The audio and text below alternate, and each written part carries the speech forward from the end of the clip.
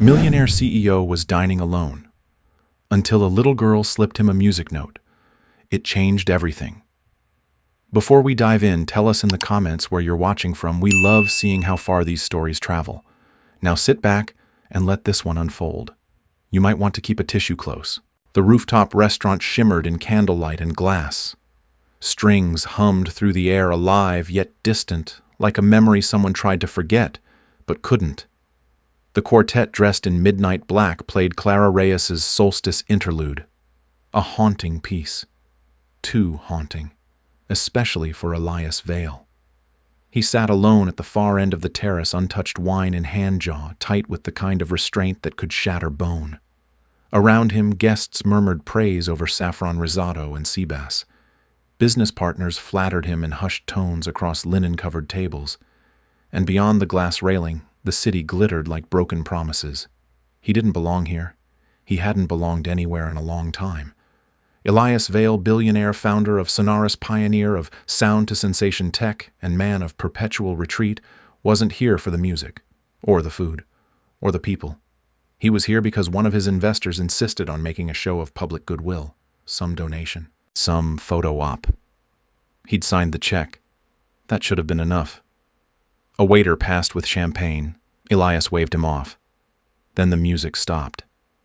Polite applause rippled across the rooftop.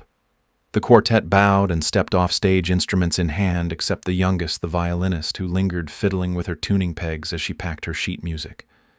That's when he saw her. A child, maybe 8 or 9, darted between the planters near the back of the restaurant. No one else noticed her. Not the staff, not the guests, not the musicians. She was small, slight, wearing a denim jacket 2 sizes too big and scuffed red sneakers that squeaked every time she stepped. She moved fast, not scared, not shy, intentional. She slipped behind the quartet's table, crouched, and gently tucked something into the open violin case.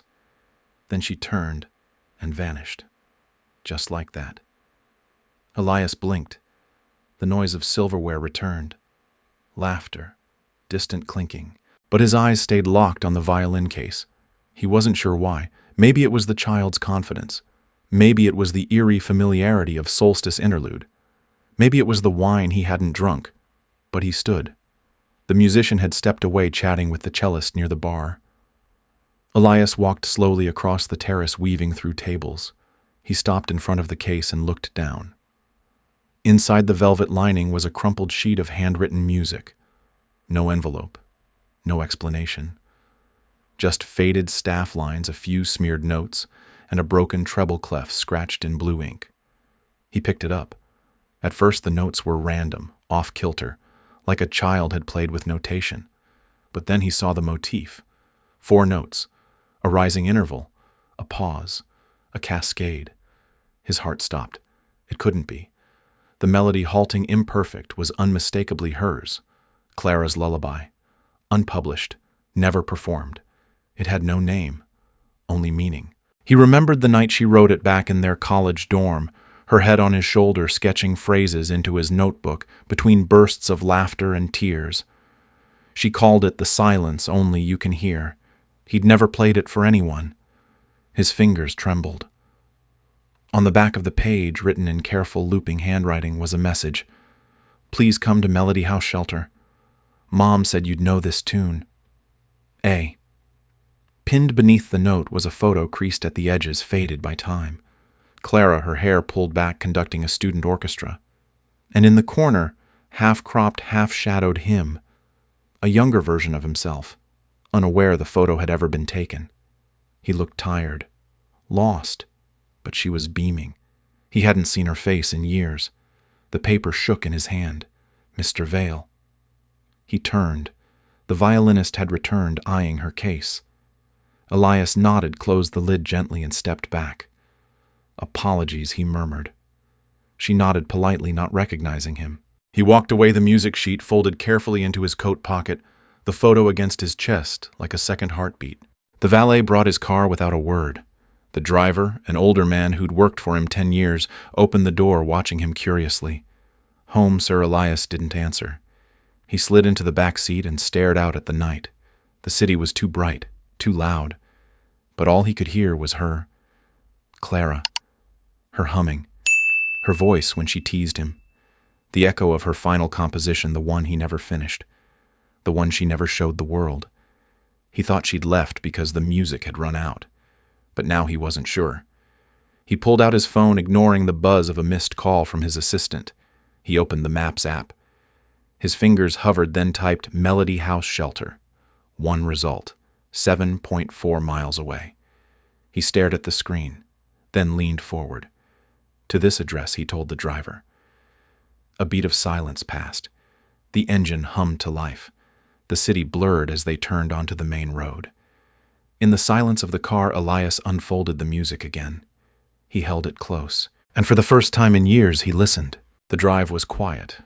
Too quiet. Elias Vale had spent the better part of his life engineering the perfect sound, clean, immersive, mathematically precise.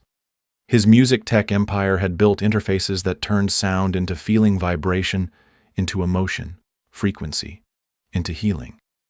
But in the back seat of his luxury sedan, surrounded by silence, nothing stirred. The folded music sheet rested on his lap like a live wire. He couldn't stop touching the corner, rubbing the frayed edge between his fingers, tracing the faded ink where the final bar curved inward the way Clara always used to finish her handwritten pieces, like a sigh, like a secret. The girl's handwriting haunted him. Please come to Melody House Shelter. Mom said you'd know this tune. A.A. It didn't take a genius to guess the name. Aria. Clara always said if she ever had a daughter, she'd name her after the one thing in music that didn't need words to be understood. An aria carries the heart, not the plot. He exhaled sharply, pressing the heel of his palm against his eyes. Outside the window, the city unspooled in streaks of neon and glass. The buildings grew shorter, the lights dimmer. People started to blur, not elegant guests in tuxedos and gowns, but night shift workers, delivery riders, mothers tugging strollers across cracked sidewalks. He hadn't been in this part of the city in years. He used to perform here once, back when he still believed in applause that wasn't paid for. The car slowed. "Sir, we're close," the driver said gently. Elias gave a slight nod. His thoughts returned to the girl in the restaurant. Quick-footed, intent, like she knew exactly who she was looking for, but not whether she'd be recognized. How had she found him? Clara had always been discreet, always protecting something. The idea that she'd kept a child from him wasn't just shocking, it was paralyzing. But deeper than the shock was the ache. The ache that said, "You should have known." The problem wasn't that Clara disappeared. It was that he let her. Back at the restaurant, he hadn't even tasted the food. Couldn't recall the name of the wine. Couldn't remember the speech the investor had given. Just static. Just the low pull of the strings and the way the child had slipped in like a shadow and left her world behind in a violin case. He remembered the way her red sneakers squeaked as she ran. That detail stuck. It was real. It made this real. He reached into his coat pocket again and unfolded the photo. Clara looked so alive. Her arms, mid-air baton, caught in motion. Her mouth open, probably laughing. And there he was in the corner, blurry, distracted, young. They had shared something once, something rare, but somewhere along the line he'd chosen empire over intimacy, applause over honesty, tech over trust. Now, years later, a child had walked into a room full of strangers and played his private melody like a message in a bottle, and he'd caught it. At last. The car turned onto a narrow side street. Ahead, under the flickering glow of a street lamp, stood a red brick building with peeling signage, Melody House. A mural on the side showed a silhouette of a woman conducting an orchestra of children. Underneath, every note matters. The driver parked. Elias stepped out, cold wind brushing against his collar. He stared at the entrance. There were no cameras here, no investors, no curated playlists, just an old shelter named after music, and a little girl who believed he could hear the song. He took a step forward and walked into the night. Elias Vale stood outside the shelter's iron gate, unsure if it was the wind or his past that made him shiver. Melody House looked nothing like what he'd expected. Not that he knew what he was expecting. A shelter run by Clara Reyes. He'd imagined a cold, austere facility with peeling floors and government flyers on the walls. But this was something else. The building itself was old, yes. Bricks, weathered window panes, bowed ivy creeping up its sides like memory refusing to let go. But soft golden light spilled from the curtained windows. Strings of paper stars dangled along the eaves, fluttering with each gust of wind. Music, real music, poured faintly through a cracked second-story window. It wasn't a song he recognized, but it was beautiful. He reached for the gate, hesitated.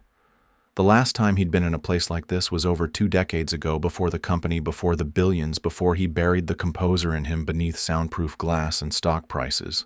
Back then, Clara had believed in changing the world one note at a time. He had believed in escaping it altogether. He pushed the gate open. It creaked in protest. A motion light flickered to life, illuminating a hand-painted sign by the entrance. "Welcome to Melody House, where every voice has a sound." He exhaled slowly, steadying himself as he walked up the steps. The front door opened before he could knock. A middle-aged woman with salt and pepper curls and half-moon glasses peered out. Her cardigan was oversized and dotted with paint splatters. She looked like someone who'd been up grading music theory tests and forgot to sleep. "Yes, I'm looking for someone," Elias said. Her eyes flicked over him. She was cautious. Not unfriendly, but not welcoming either. "We're closed to new intakes tonight." "I'm not here for a room," he replied softly. "A child left this for me." He held out the folded sheet music. The woman took it carefully as though it might break in her hands. Her eyes scanned it once, then widened. She stepped aside. "Come in." The warmth inside startled him. It didn't just come from the radiator ticking along the wall, it came from everywhere. Paper cranes dangled from the ceiling. A shelf near the door was stacked with worn picture books and ukuleles. Crayon drawings lined the hallway, violins with wings, choirs made of flowers, children with rainbow auras. She led him down the hall. "I'm Mireille," she said without turning. "House coordinator. You must be Elias." He paused mid-step. "She told you about me." Mireille didn't answer. Not right away. "She told Arya about you." They stopped outside a door. "She's asleep. We don't usually allow visitors this late." "But—" She held up the paper. "She said if this ever reached you, you were meant to come." Elias felt something catch in his throat. Clara Mireille nodded. She knew she wouldn't be around forever. Left behind letters, sheet music, pieces of herself, like trail markers. Elias clenched his jaw. She didn't have to hide. "I would have—" "She didn't think you would," Mireille interrupted, not unkindly. "That's what broke her the most. Not losing you, losing the belief that you might come back. That silence again. The one Elias had built an empire inside." "Can I see her?" he asked. Mireille studied him for a long moment. Then she pushed open the door. The room was small, barely more than a nook, but it hummed with life. A portable keyboard sat under the window. Dozens of colored pencils were scattered across the desk beside it, most worn down to stubs. A sketch pad lay open, mid-drawing a woman conducting an orchestra. In the corner, drawn faintly in graphite, stood a man, watching his face half-finished. Arya slept on the bottom bunk, curled like a comma beneath a faded patchwork blanket. Her black hair fanned across her pillow. In one arm she clutched a stuffed tiger, in the other a photograph. Clara. Even in sleep her fingers didn't let go. Elias took a step forward and froze. She was humming. Soft, barely audible, but he knew it. His lullaby. His, note perfect. The air left his lungs in one slow exhale. He hadn't played that melody in years, hadn't dared, hadn't even listened to it, not fully, not since Clara whispered it to him that last night on the rooftop after graduation, when they'd both been young and brilliant and so full of possible endings. And now, it was coming back to him in the voice of a sleeping girl. He turned to Mireille. "Has she always known it?" Mireille nodded. Clara sang it to her as a baby, said it was from someone Arya might meet one day, someone who needed to hear it again.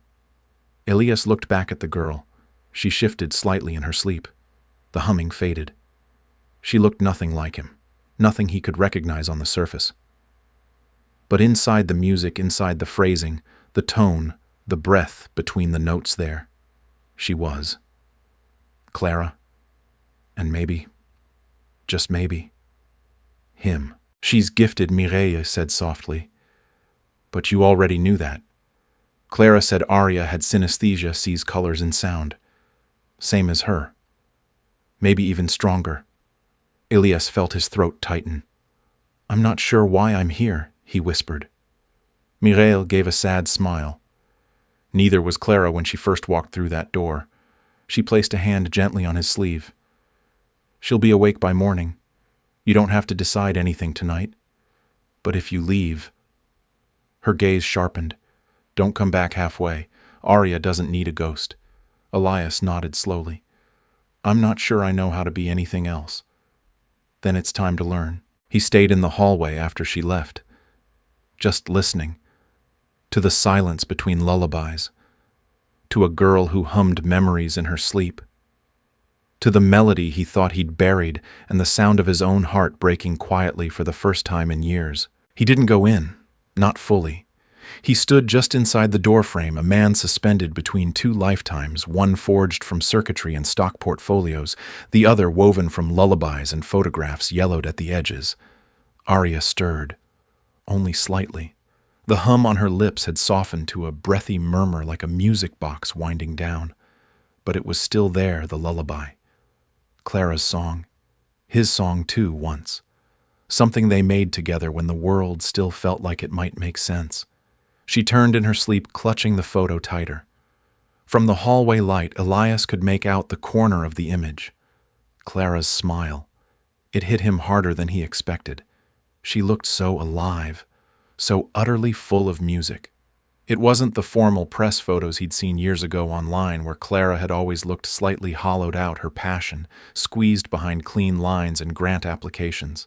This was Clara, as he remembered her wild curls escaping their clip expression, mid-laugh baton crooked like a wand in her hand. She used to say music was the only language that forgave you for feeling too much, and he'd mocked her for it once. Not unkindly, but with the cool detachment of a man trying to outgrow sentiment. Now here he was, older, wealthier, lonelier, watching a child he might have created hum forgiveness in her sleep. Elias lowered himself to one knee beside the bunk. Quiet. Careful. He didn't touch her. He didn't dare.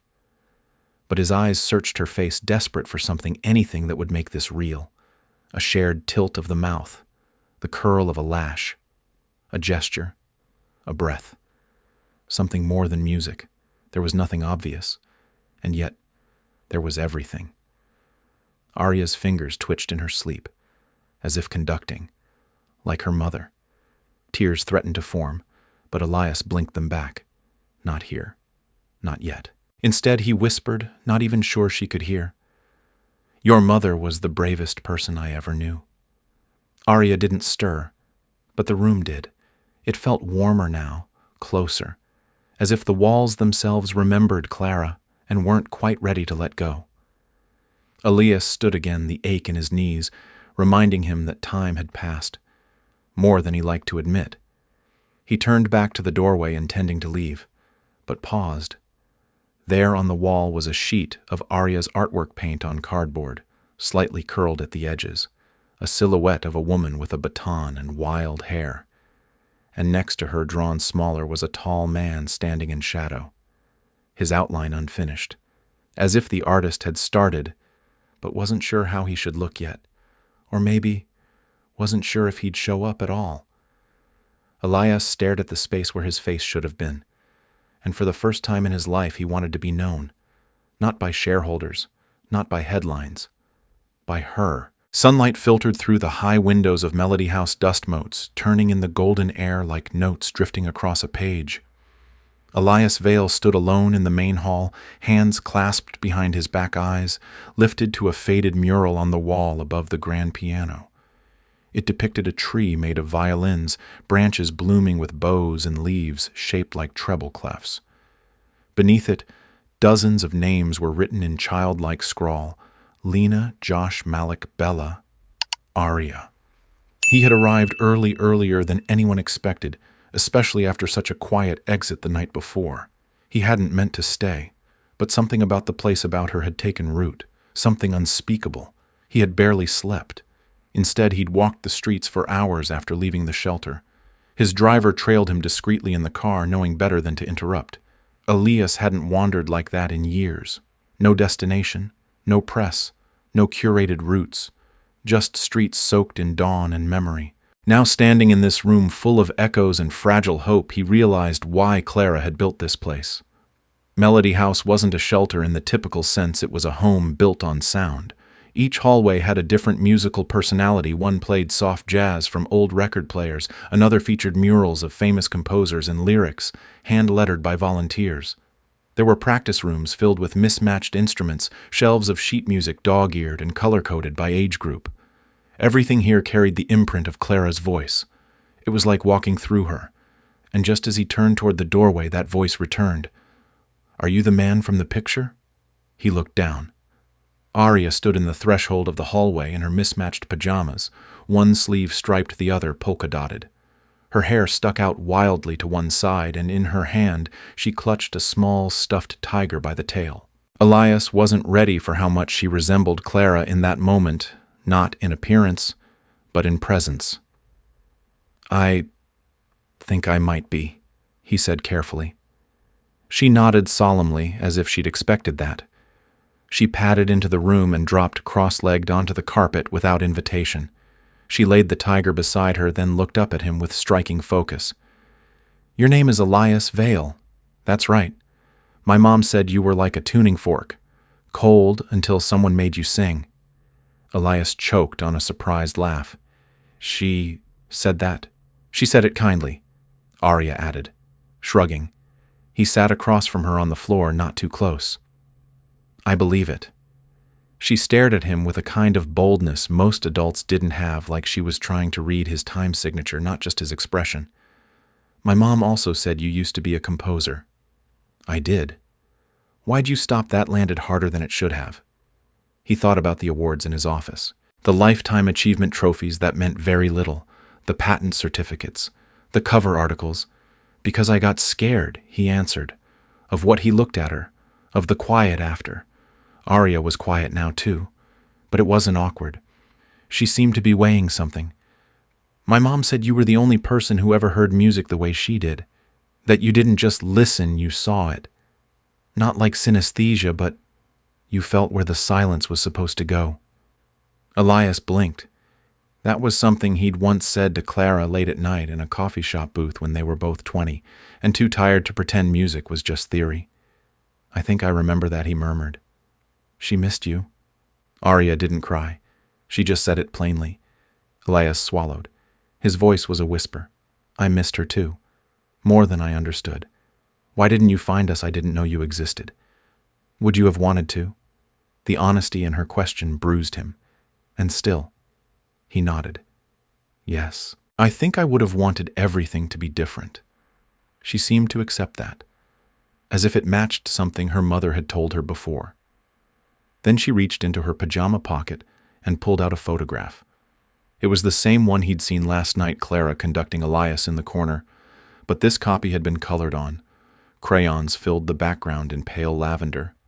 Clara's baton sparkled with drawn stars, and Elias's half-shadowed figure had now been traced with bold strokes. He had been filled in. Arya handed it to him like it wasn't just a photo, it was a message. "Mom said to keep this safe, for when you were ready." Elias took it with trembling hands. He didn't speak. Couldn't. Later that morning, Mireille served them pancakes in the kitchen. Arya insisted they make music with the silverware, each clink a beat, each fork a note. Elias played along clumsily. Arya laughed. It was the first time he'd heard laughter uncurled like that in years. He watched her mouth stretch wide, and in that brief moment he saw not Clara, not himself, but her someone new. Someone made of echo and invention. After breakfast, Arya led him to the upstairs studio. It was a small, messy room with peeling posters of Mahler and Debussy and an old electric piano missing 2 keys. Arya placed her tiger beside the bench, then sat at the keyboard and began to play. The melody was new, unfinished, fragile, but Elias felt it settle in his chest. And beneath the surface of her improvisation, there were pieces of Clara's lullaby woven into the transitions, like roots into soil. She plays like she's remembering things she was never told, Mireille whispered behind him. Elias didn't answer. He was already listening. As Arya played, the notes hung in the air like birds too afraid to land. Each phrase hovered tentative, uncertain, then confident, then unsure again. But it was music. It was real. And Elias couldn't stop watching her fingers, small but deliberate, mapping a soundscape that tugged at the oldest part of him, the part he'd buried beneath layers of branding, quarterly targets, and innovation decks. She wasn't technically precise, not yet, but she felt every note. And that was the part that mattered. Mireille had stepped back, leaving them alone in the upstairs studio, but Elias hadn't noticed. The walls were lined with foam panels and stacked chairs, one window cracked open to let in birdsong and traffic sounds from the street. There was no air conditioning, just a slow-turning ceiling fan and the smell of worn piano keys and old paper. Clara's scent lingered in the room. Not perfume, but a kind of warmth he hadn't realized he remembered until it hit him. Tea leaves lemon, and the faint hint of sandalwood she used to rub into her wrists when she was nervous before a performance. It gripped him. This place, this child, wasn't just part of Clara's life. It was her life. He moved slowly, sitting in the second chair by the upright piano, letting Arya play without interruption. She didn't look at him. Didn't need to. She was somewhere else. Somewhere private. But then her fingers paused mid-measure. She didn't look up but said, "This part. It gets stuck in my head, like it wants to finish itself but doesn't know how." Elias leaned forward. "Play it again," he said softly. She did. 3 rising notes, a 4th that dropped, a breath of silence. He remembered. That same pattern was in Clara's unfinished piece, the one they'd worked on together for her senior recital, but never completed. It had remained nameless, a haunting echo of what never was. "You're missing a suspension," he said. "It wants to resolve, but not yet." Arya turned slightly toward him, brows raised. "Like this." She adjusted the cord, letting it hang longer. He nodded. "Yes. And from there, you descend, minor 3rd, then climb." Arya played it again, slower this time. Her eyes narrowed in concentration. Then all at once the phrase bloomed, balanced, aching, alive. "That's it," she whispered, astonished. Elias smiled barely. "Your mother used to get stuck there too. She said I'd figure it out one day. She said, if I couldn't, maybe the other half of the melody would find me instead." The words landed like a stone dropped gently into water. No splash, just a series of ripples spreading outward through the air between them. Arya turned back to the keyboard. She played the line again, this time with more confidence, more color. "I think it found me," she said. Elias sat still, the echo of the notes reverberating in his chest like the beginning of something old being made new again. And for the first time in years, he didn't just hear the music. He felt it. The next morning brought rain. Not a thunderous storm, just a soft, persistent drizzle that misted the windows of Melody House and draped the city in muted gray. The kind of rain that felt more like memory than weather. The kind Clara would have called melancholy music weather, the kind that made coffee taste better and silence feel sacred. Elias sat alone in the shelter's small archive room. It was little more than a converted storage closet, shelves sagging under the weight of music binders, lesson plans, and old concert programs. A filing cabinet groaned under piles of Clara's handwritten notes, scribbled melodies, diagrams of how children responded emotionally to chord changes, playlists for community performances. Mireille had let him in that morning with a single glance and no questions. She kept everything she said, gesturing to the clutter like it was holy, not for herself, for someone else to find. Now Elias stood at the center of it all, Clara's world opening around him piece by piece like a composition left mid-measure. He reached for one of the journals, The leather cover was cracked with age, the inside pages filled with Clara's signature blend of musical notation and poetic fragments. One page read, "Aria Dreams in C minor. When she cries, she hums the melody Elias never heard." Another, "If he ever finds her, let the music speak first. He won't recognize my face anymore, but he'll remember the silence we shared." His hand trembled as he turned the pages. There was one envelope tucked in the back, white, sealed, his name written in blue ink, Elias.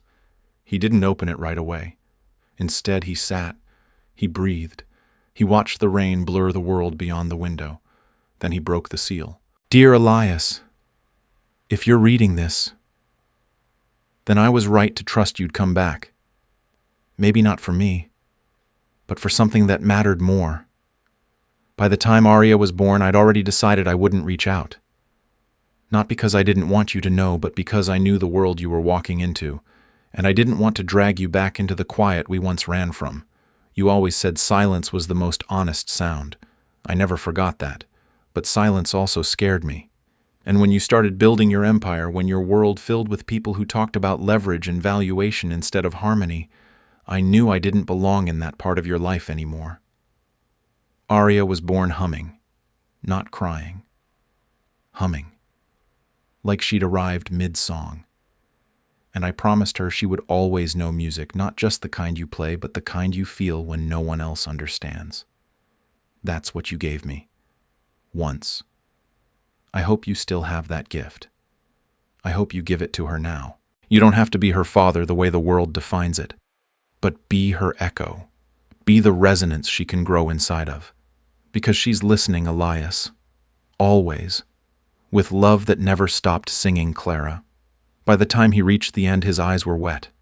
He didn't wipe the tears. Let them fall like the rain outside, soft, quiet, cleansing. In the doorway, Mireille leaned against the frame. She wrote it the week she got her diagnosis, she said softly. Elias looked up. Diagnosis. Lung cancer. Aggressive. She told no one for a long time. Didn't want Aria to feel like life was something to wait to lose. He felt something inside him sink. How long? 6 months. She made every day a music lesson, every night a song, right up to the end. Silence passed between them. Then Mireille added, "There's one other place she always said you'd want to see." They climbed to the rooftop through a narrow metal stairwell.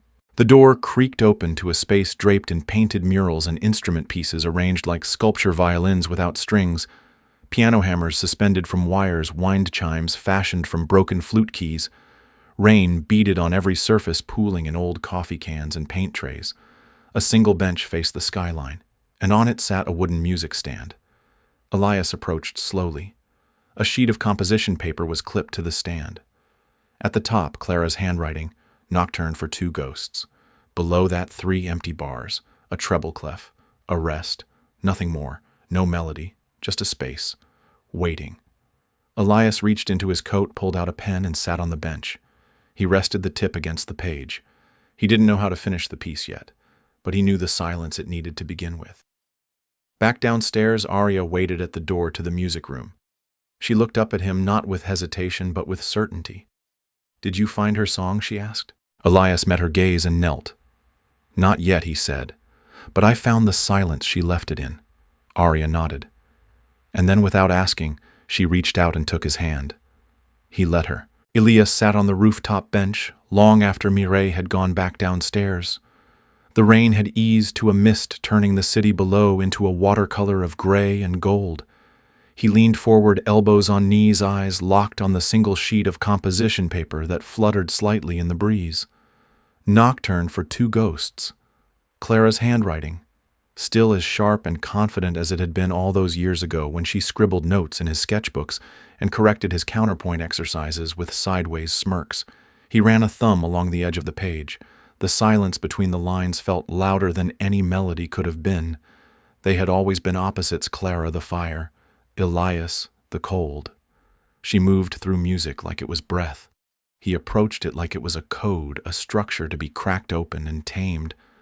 And somehow for a brief time those approaches met in perfect dissonance tension, balanced by trust, until it all broke apart. He remembered the night they ended. She had just finished conducting her first major public performance. The audience roared, the lights blazed, and she had rushed into his arms backstage, eyes alight with joy. And he'd been distant, already calculating how long he could stay before needing to fly out for a board meeting in Berlin. That was the last time he held her.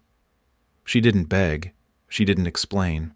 She simply stepped back, smiled faintly, and whispered, "Not all symphonies are meant to finish together." He had told himself it was mutual, that they were simply growing in different directions. But deep down, he knew he had walked away first. And now, Clara was gone, and the only trace of her voice that remained sat beside him in a bunk bed 2 floors down, humming lullabies in her sleep. A little girl who didn't look like him, but whose music felt like home. Elias turned back to the music stand. The blank measures weren't just a composition, they were an invitation, or maybe a dare. He pulled out a mechanical pencil from his coat pocket. He always carried one out of habit, the kind composers used before software swallowed everything. His hand hovered over the staff lines. A melody stirred at the edge of his mind. Familiar, but reconfigured. Clara's original lullaby broken apart and reshaped with a new time signature. Slower, more fragile. He wrote 4 notes, stopped, then a 5th, a rest. That was all. But something in his chest loosened. Somewhere between mourning and rebirth, the silence had started to sing again. Footsteps behind him. He turned. Aria stood there in a yellow raincoat several sizes too big, hood pulled low. In her hand a lunchbox painted with stars and scribbles. "I figured you'd be up here," she said plainly. He smiled at her, a soft, crooked thing he hadn't used in years. "I found the first 4 notes," he said. She tilted her head. "Good. That's how Mom said you always started, with fewer than needed." Elias nodded, and together they looked out over the gray skyline. Where once there had been ghosts now, there was music waiting. Elias Vale stood in the Melody House common room with a black duffel bag slung over his shoulder. Inside it, the past. More specifically, an object from the time before Sonaris, before IPOs and luxury conferences and privacy glass offices, before he had a team to handle that. It was dusty, temperamental, and probably no longer functional. It was his first invention. A clunky homemade synthesizer built from salvaged circuit boards, a hollowed-out Yamaha keyboard frame, and too many late nights in a college dorm room. He'd named it Echo 1. Clara had called it the Frankenstein machine. He had told no one it still existed. Except Clara. Now he was carrying it into a room filled with cracked tile floors and beanbag chairs that smelled like crayons and glue sticks. The children were out for a day trip to the museum. The building was quiet except for a loose ceiling vent ticking above him like a metronome with a mind of its own. Aria sat cross-legged on the floor, sorting colored wires and spare parts like they were puzzle pieces. Her hair was still wet from a morning shower. She wore a t-shirt that said, "Practice makes passion paint," smudged on one sleeve. Next to her, an old boombox missing its antenna and a heap of gutted Walkmans and toy keyboards. Elias set the bag down slowly. "I brought something," he said. She looked up. "Is it food?" "Not this time." He unzipped the bag. The synthesizer inside looked exactly like what it was, ugly, unpolished, and undeniably personal. Chipped casing. Knobs made from scavenged volume dials.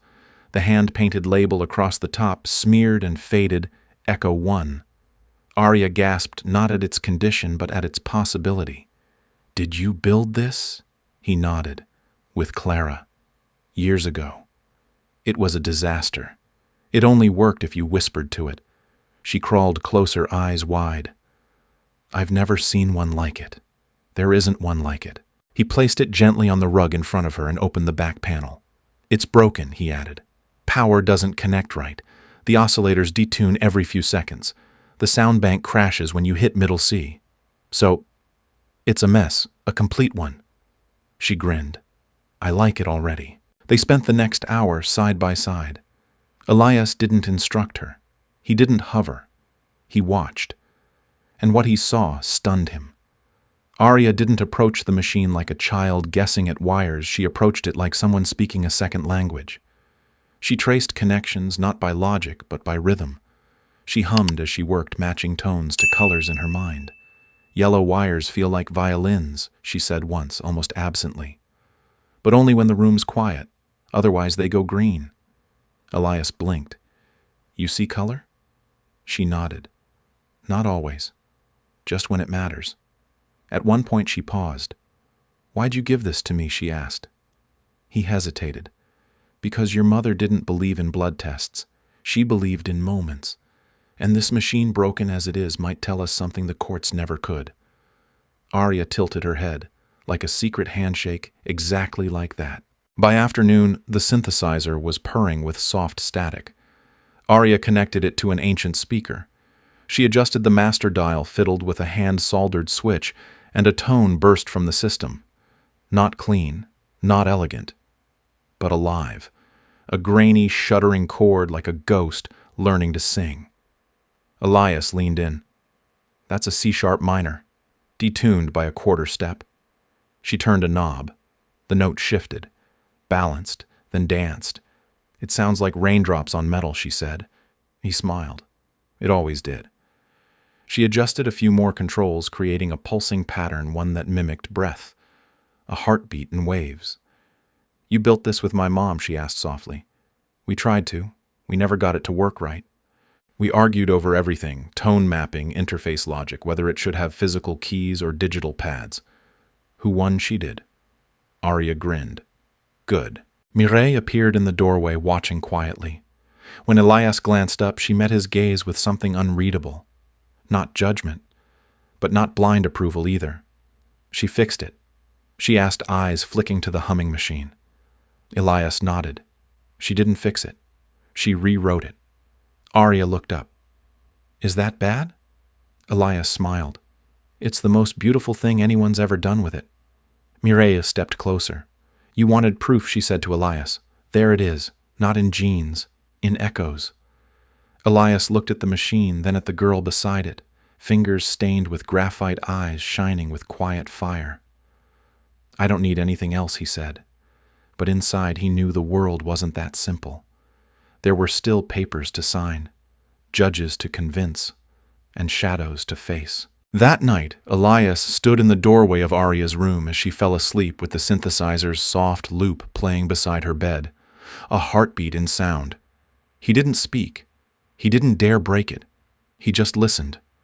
And somewhere in the silence that followed, he felt heard. Later that evening, after the synthesizer had been carefully unplugged and placed beside Arya's bed like a prized treasure, Elias stood at the far end of the hallway, half hidden by shadow. He watched her brush her teeth while humming a melody he recognized from earlier, a variation of Clara's old warm-up exercise. Arya had turned it into something gentler, more playful, the kind of tune that skipped across water rather than sank into it. She was already making the music her own. Mireille stepped up beside him holding 2 mugs of chamomile tea. She offered one without a word. He took it. "She stayed up late last night waiting to see if you'd come back," she said softly. He blinked. "Did she?" She sat on the stairs with her tiger and her photo. Said nothing. Just waited.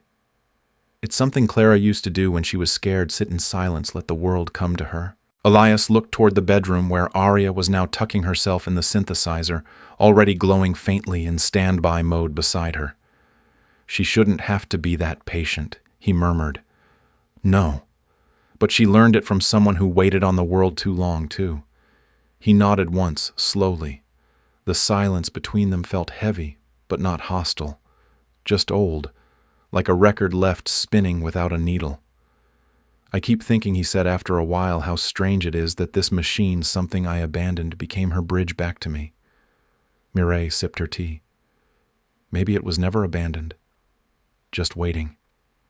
He tilted his head, thoughtful. "I built that thing when I still believed in things like resonance harmony, emotional fidelity, before sound became a product. before I started selling silence to the highest bidder. Mireille looked at him carefully. She doesn't need a perfect man, or a perfect past. She just needs to know someone hears her when she plays. Elias stared at the door. "She's playing for someone now," he said. "For you, for both of us," he whispered. "For Clara, too." In Aria's room, the light was dimmed. She was curled under the quilt, the tiger by her side, the synthesizer softly looping a lullaby in tones that shimmered like underwater bells. She opened one eye as Elias gently knocked and stepped inside. "I wanted to say goodnight," he said. Aria nodded. "The machine says goodnight, too." He chuckled. It always did have a strange voice. She reached out not for him, but for the photograph resting on her nightstand. "You can have this now," she said, offering it. He hesitated, then took at the edges warm from her hand. "I think she would have wanted you to," Aria added quieter. Elias knelt beside the bed, not to say something profound, but to simply sit. He didn't touch her, didn't rush. He just stayed. For once. And as the notes danced softly through the room as Aria's breathing slowed and steadied, Elias realized something that shook him to the core. He didn't want to leave. Not tonight, not tomorrow, maybe not ever again. The first sign of trouble came as a knock on the front door of Melody House. It was too sharp, too precise, not the uncertain tap of a new volunteer or the hurried pound of a delivery driver. Mireille opened it with the same calm she gave to everything, but when she saw the woman standing there, perfect hair sunglasses despite the overcast morning and a phone already recording her expression, tensed. "Vivian Reyes," the woman said brightly, "Clara's sister. I'm here to pick up my niece." Mireille did not smile. "Vivian," she said evenly, "we weren't expecting you." "I don't make appointments," Vivian replied, stepping inside without waiting for permission. "I make things happen." Her stilettos echoed against the worn linoleum floors as she scanned the common room like it offended her. Elias had just walked in from the upstairs studio, sleeves rolled synth wires in one hand. He froze when he saw her. Vivian spotted him almost immediately. "Oh," she said, lowering her sunglasses just enough. "The billionaire." Elias didn't respond, but every muscle in his body pulled taut like a plucked string. Aria peeked out from the kitchen doorway, a spoon still in her hand. The moment her eyes landed on Vivian, she shrank back. Vivian spotted the motion. "Aria, darling," she said, forcing cheer into her voice. "There you are. Come give your auntie a hug." "Gosh, you've grown." Mireille stepped protectively between them. "Vivian," she said coolly, "this is not the time or the place." "Correction," Vivian said, pulling a folded document from her bag. "It is now both." She handed the paper to Mireille, who read it slowly. Elias stepped beside her, scanning the header. "Notice of intent to petition for custody." Vivian's voice was syrupy sweet as she explained, loud enough for Aria to hear. "Clara left no legal guardian, no will, no directive. And I, her only living relative, am petitioning for full custody. For her best interest, of course. A real family, real resources, a safe, structured home." Elias's voice was calm, but it burned. "She has a home." With a tech mogul and a group home choir instructor, Vivian gave a hollow laugh. "Let's be honest, Elias. You didn't even know she existed 6 weeks ago." "And you did," he snapped back. Vivian's smile faltered for just a second. "I have a verified platform," she said. "I can give Aria visibility, support, a future." Elias took a step forward. "She doesn't need to be seen by the world. She needs to be heard by the people who actually listen." Vivian's expression hardened. "We'll let the court decide." Later that afternoon, Elias sat with Mireille in her office, while Aria colored quietly on the couch, half listening. She's going to weaponize everything Mireille said. The media, her audience, the fact that Clara was undocumented for several years. Aria doesn't have a traditional birth certificate. The system favors neat boxes, and you're not exactly neat, Elias. Elias ran a hand down his face. There has to be a way to protect her. Not with silence, Mireille said. You'll need to go public. Tell your side. I've spent my life avoiding the spotlight. Then stop hiding behind the music. Elias looked at Arya. She was coloring a keyboard with rainbow pastels, each key a different hue, each note a possibility. He nodded. I'll fight. By evening, Vivian's announcement was already online. She had posted a tearful video captioned, "My sister's last wish, why I must fight for Arya." The clip was filled with childhood photos of Clara, dramatic piano music, and subtle jabs at tech world intruders who never knew her heart. Elias watched it only once. Then he opened his laptop. The next day, a press release appeared on the homepage of Sonaris Foundation introducing the Clara Reyes Initiative, a global platform dedicated to free music education for underprivileged youth, inspired by the legacy of Clara Reyes and her daughter Arya. No photos, no theatrics, just sound clips, Clara's recordings, Arya's improvised lullaby, their world. At the bottom, Elias's quote, "Music is not what you own. It's what you leave behind for someone to hear." That night, Arya climbed into bed without a word. Elias sat beside her, silent. She finally whispered, "She scares me." "I know," he said softly. "She makes it sound like I was a mistake." He looked at her, fierce and quiet. "You're the only part of my life that ever made sense." Her fingers reached for his. He took them. And in that moment, it wasn't about courts or custody or even Clara's absence. It was about staying, about making a promise that couldn't be written into paper but would echo in the spaces between lullabies and bedtime stories. "I'm not going anywhere," he said, and this time he meant it. The next morning, Melody House was quieter than usual. The children's laughter, normally bright and chaotic during breakfast, had dulled to whispers.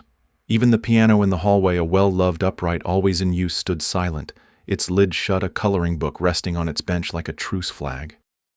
Vivian's visit had left ripples no one could ignore. Elias stood in the kitchen, hands wrapped around a mug he wasn't drinking from. The steam had long since faded.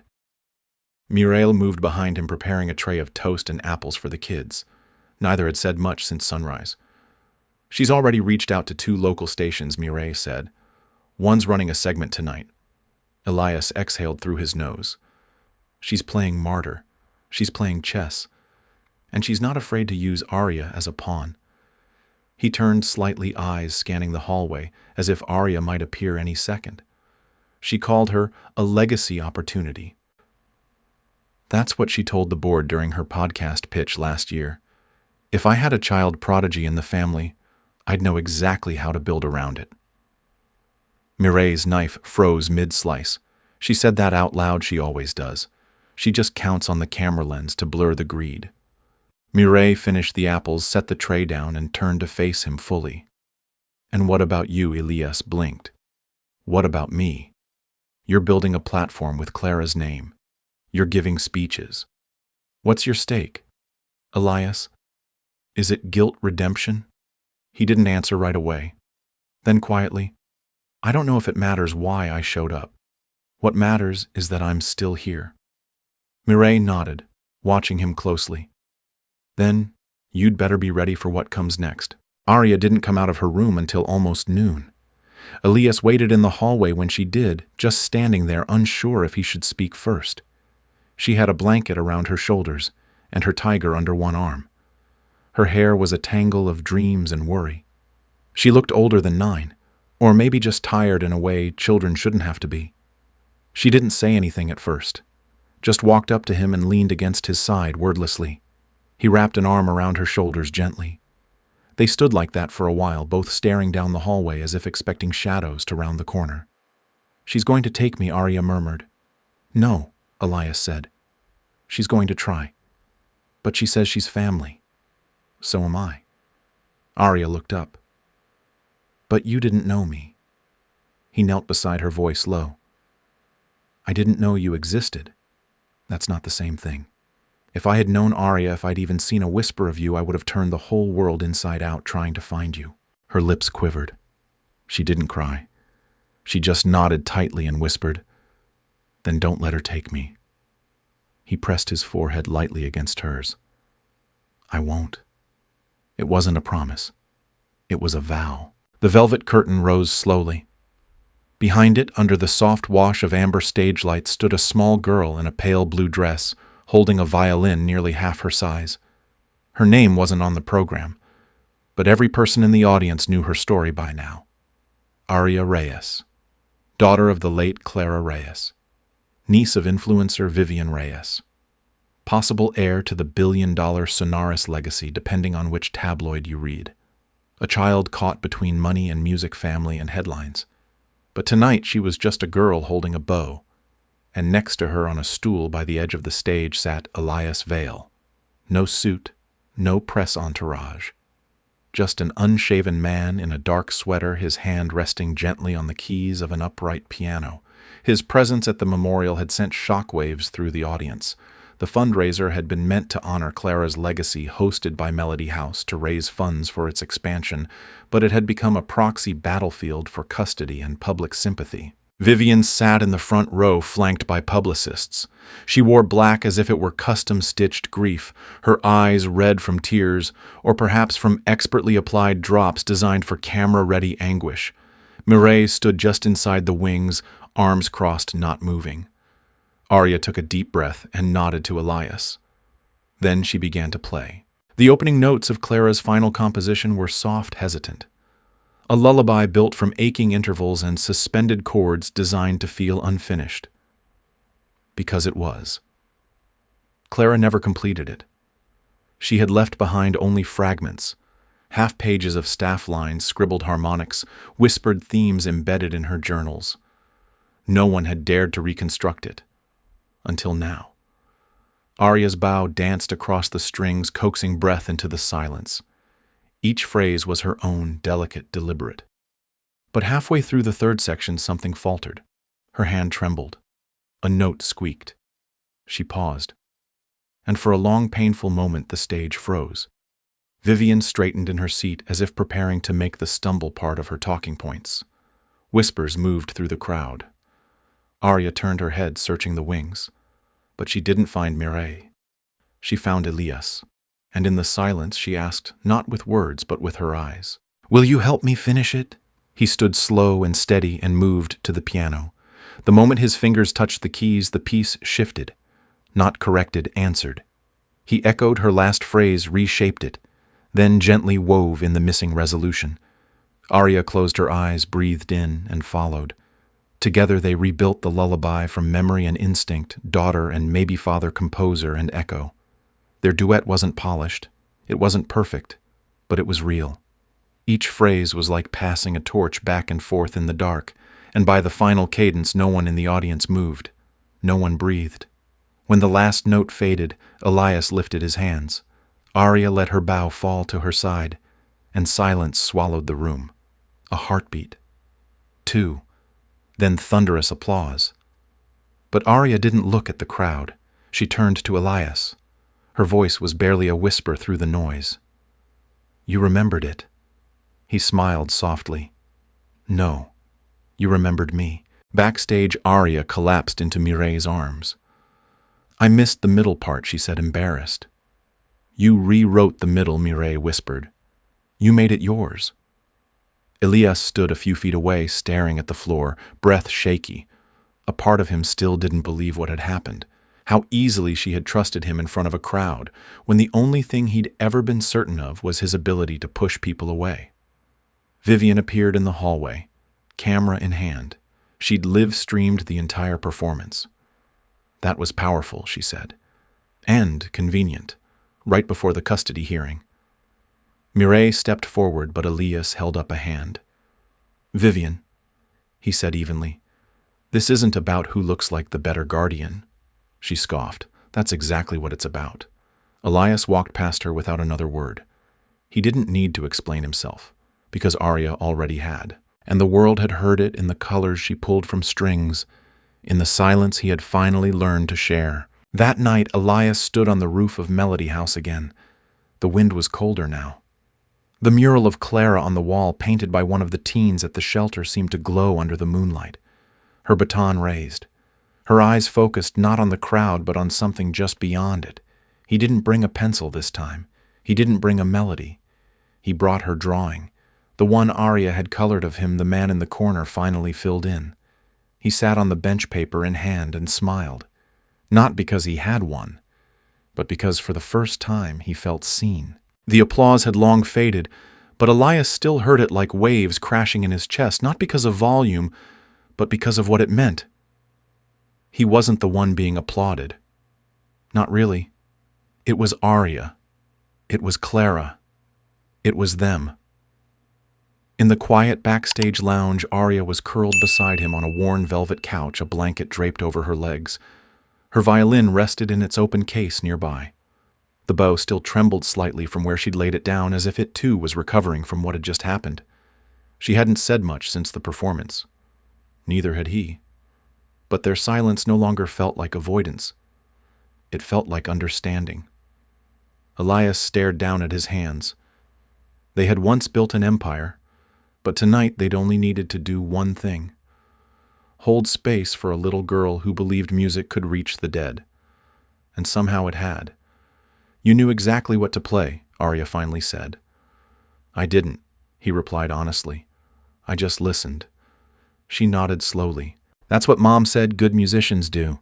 Not the ones who play the most notes, the ones who wait for the right ones." He smiled gently. She was right.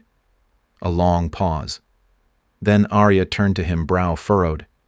"You looked scared at first." "I was." "Why?" He hesitated, then answered with the truth.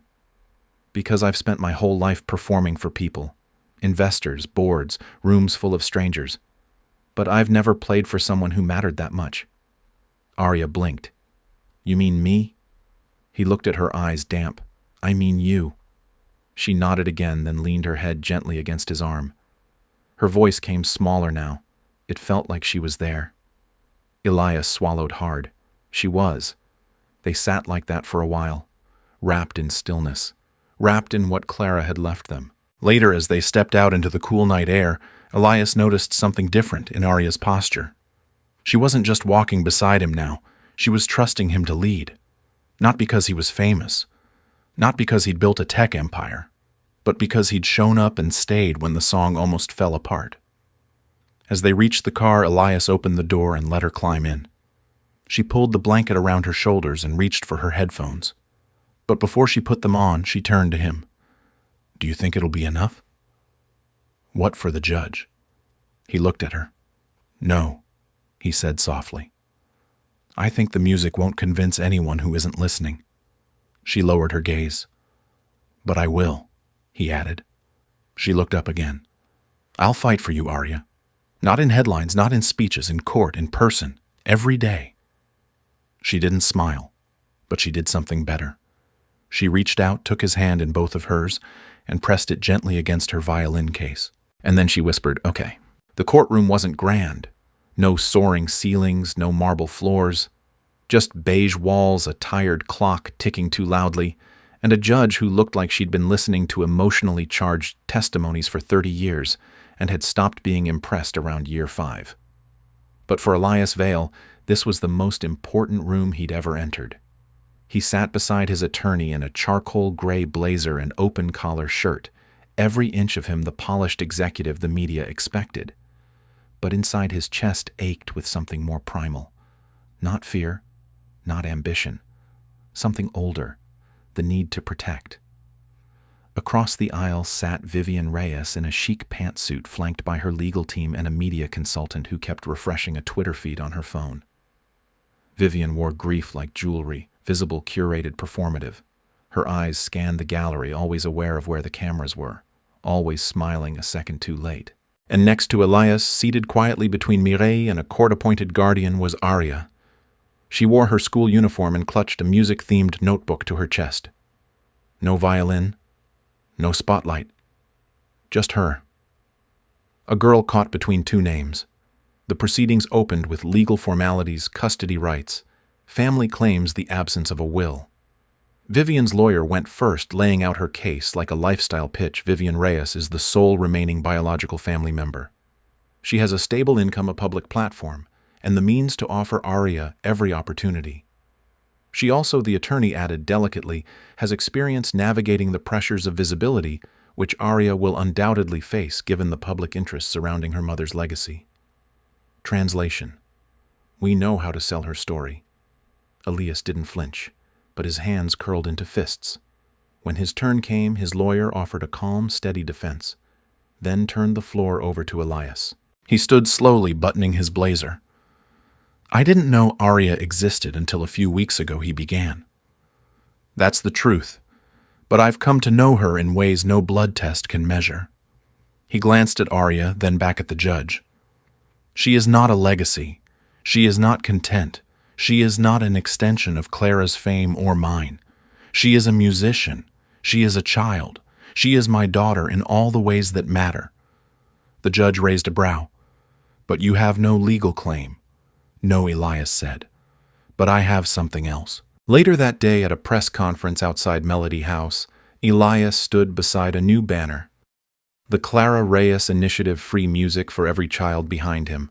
A live feed launched showing an interactive digital archive of Clara's original work compositions, handwritten annotations, lesson plans, and recordings of community performances. The platform allowed any child anywhere in the world to learn music without cost. Built by Elias's team, funded by his personal fortune, and named for the woman who once told him music doesn't belong to the rich. It belongs to the kids who need it. "My daughter Clara Reyes believed in music as a universal language," Elias said to the crowd. "Today I honor her by making sure no child has to go unheard." He looked directly at the cameras. "And I honor our daughter Arya by fighting for her right to grow in a world where she is seen not as a brand but as a voice." Back at Melody House, Arya was in the music room. She wasn't watching the live stream. She was showing a younger girl how to play a C major scale on a plastic recorder. Her voice was soft, patient. Behind her, the synthesizer Elias had brought now sat on a dedicated stand, fixed, glowing, and labeled with a small gold plate Echo 1, rebuilt by Arya Reyes. When the little girl hit the right notes, Arya smiled. "That's it," she said. "Now do it with feeling." The final ruling came 2 days later. The judge acknowledged the legal gray area. Vivian had a biological claim, Elias none. But the evidence, the personal testimonies, the guardianship reports, the initiative's launch, the performance at the memorial told a deeper story. Arya Reyes will remain under the care of Melody House as her legal guardian institution, the judge ruled. Elias Vale will be granted full custodial involvement with shared responsibility. Vivian Reyes is denied full custody but may apply for supervised visitation. Vivian's face froze. Arya's didn't. She turned to Elias, eyes wide, lips parting in a whisper. "We won." He shook his head gently. "No," he said. "You did." She leapt into his arms. For the first time she said it without hesitation. "Dad." That night they sat together on the rooftop bench at Melody House, under the mural, under the stars, under Clara's invisible presence. Elias handed Arya the drawing she'd made weeks ago, the one where he'd once been a shadow in the corner. She gasped. He had added something, in pencil, soft and light but sure, a hand reaching back hers in his. Underneath he'd written "finished together." They didn't throw a celebration. There were no balloons, no cake, no champagne corks or interviews. Just a quiet afternoon in the courtyard behind Melody House, where the ivy curled gently over the fence, and the garden boxes overflowed with mint lavender and wildflowers Clara had once planted with the children. Arya sat on a blanket cross-legged drawing, not performing, not proving, just being a kid. Elias watched her from the steps, a mug of cooling coffee in his hand, and a strange sense of stillness pressing against his ribs. For the first time in years there were no urgent emails, no product launch, no keynote to prepare. Only the breeze, and the occasional laugh from the younger kids chasing bubbles near the back wall. He hadn't known he could feel this way. Not after all the years of curated silence. He stood and walked over, slowly easing down beside her on the blanket. She didn't look up right away, but she slid a corner of her sketch pad toward him. It was a new drawing, a treble clef blooming into a tree. Beneath it 2 figures, one with Clara's unmistakable curls, the other taller, seated at a keyboard. In between them stood a girl holding both their hands. She used to draw this all the time, Arya said, but she never finished it, said she was waiting to see how it ended. Elias smiled gently. "I don't think it ends." Arya tilted her head. "No, I think it changes key." He tapped the page lightly. and becomes something new. She considered that, nodding. "Does this mean I don't have to go with Vivian?" she asked quietly. He turned toward her fully, his voice firm but kind. "It means no one gets to decide who you are except you. It means you're home." Her shoulders relaxed. "I like home," she said. He ruffled her hair gently, then stood and offered her a hand. "Come on," he said. "I want to show you something." They returned to the studio on the second floor, the walls still filled with Clara's scribbled notes and half-tuned instruments. In the center of the room, waiting on a music stand, was the sheet Clara had once titled Nocturne for Two Ghosts. Elias placed a second page beside it. Arya stepped forward. Her eyes widened. There were notes now, written in Clara's hand, and beneath them, new lines added in Elias's careful pencil script. He'd started finishing it, not alone, with her. The first few measures were clear, deliberate, but the last bars were blank, left untouched. "For you," he said, placing a pencil beside the page. "Why me? Because I'm not the one she was writing it for anymore."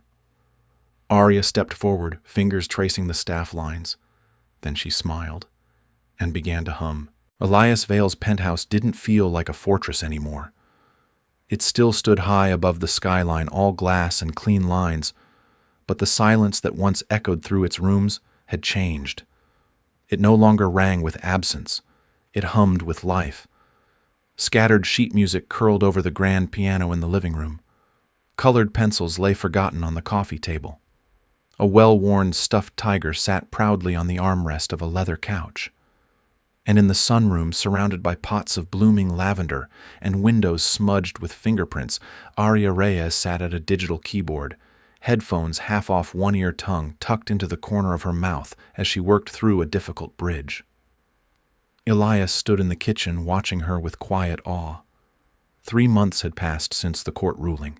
A delicate arrangement had unfolded since then, weekdays at Melody House, weekends at the penthouse, and whenever possible, music between.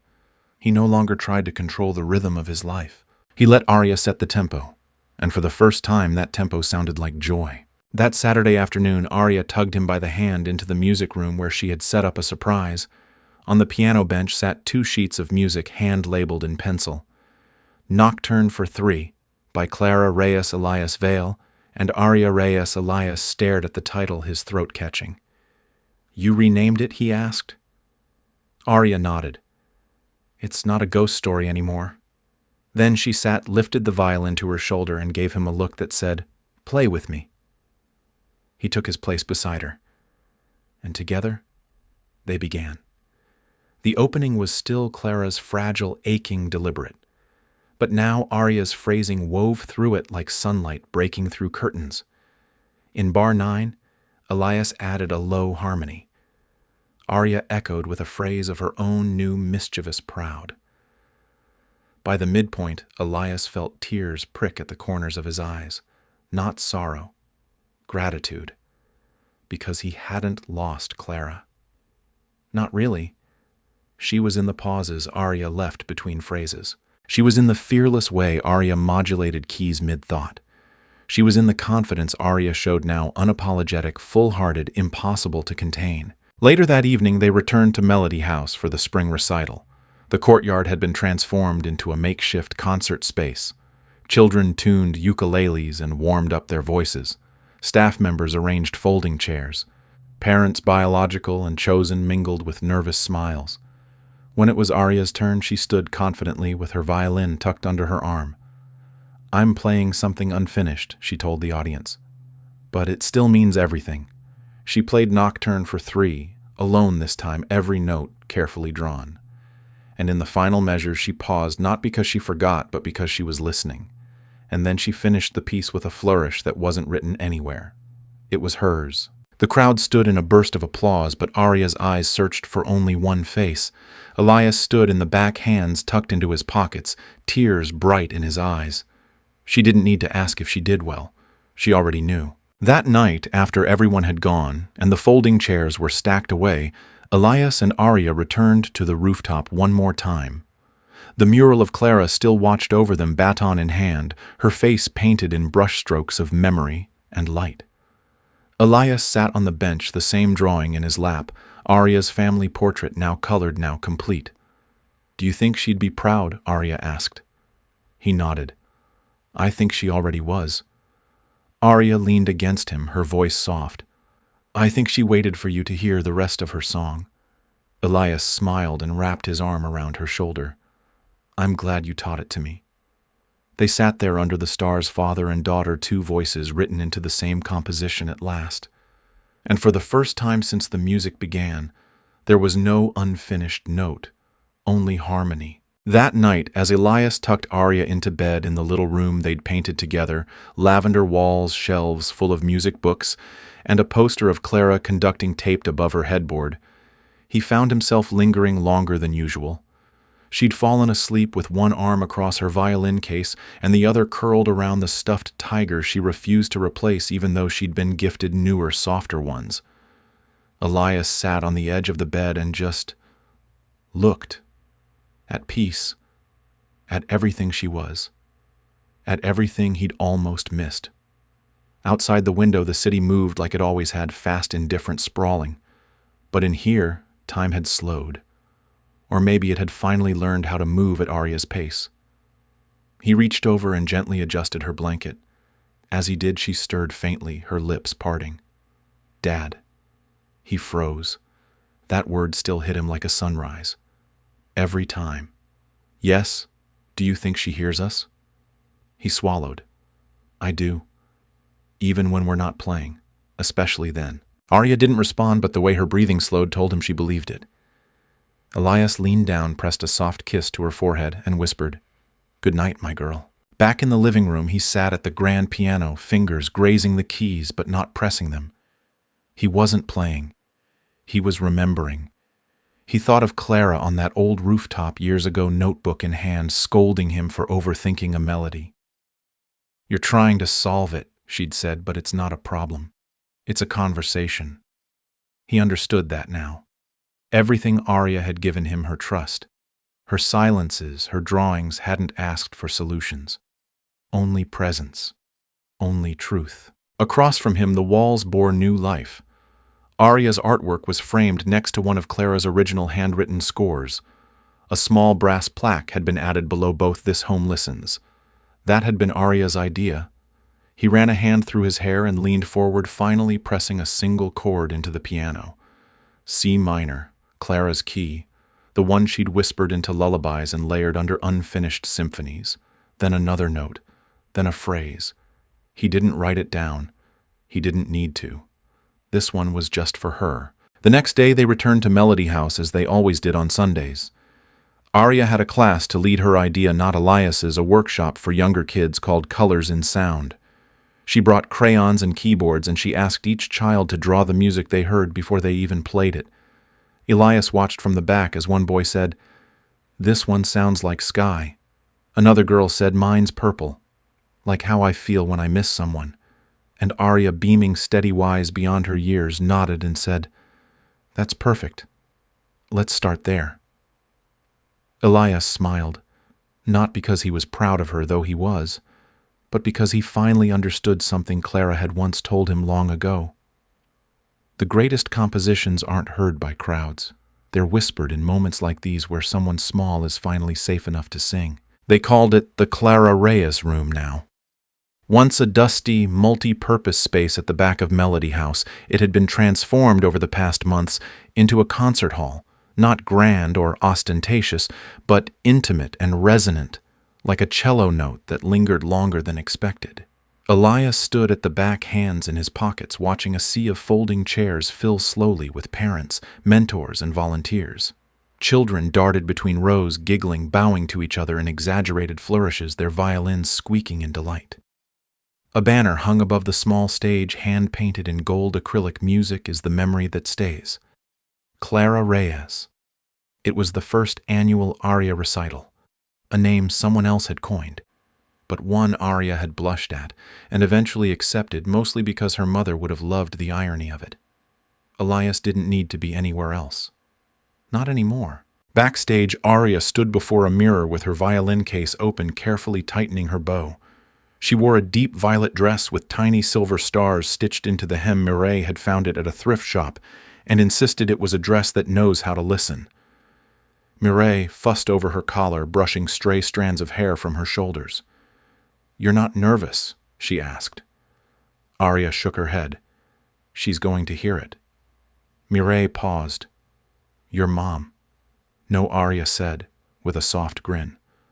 "Both of them." The lights dimmed. Elias sat forward in his seat as Arya stepped onto the stage. She didn't wave. She didn't need to. The audience already leaned in, breath held, listening for the first note. She stood there for a moment, just long enough to make them wait. Then she lifted her violin and played. The piece wasn't titled in the program. It had no composer credited. Because it hadn't been written by one person. It had been built through tears, silence, memory, and joy. It was Nocturne for Three, and it had never sounded more complete. The melody began with Clara's original lullaby, delicate and uncertain. Then it opened into Elias's warm, steady undercurrent. But the final movement, it was Arya's alone, a sequence of suspended chords she'd created after a dream, notes that painted the sky in sound, somewhere between major and minor, somewhere between loss and wonder, somewhere that only she could go. When it ended, she didn't bow. She just closed her eyes. The room erupted in applause. But Elias remained still, watching her, listening. Because while the world heard music, he saw what she saw, a golden swell of light at the center of her song. Later, after the chairs were folded and the last hugs exchanged, Arya led Elias up to the rooftop garden, their quiet place.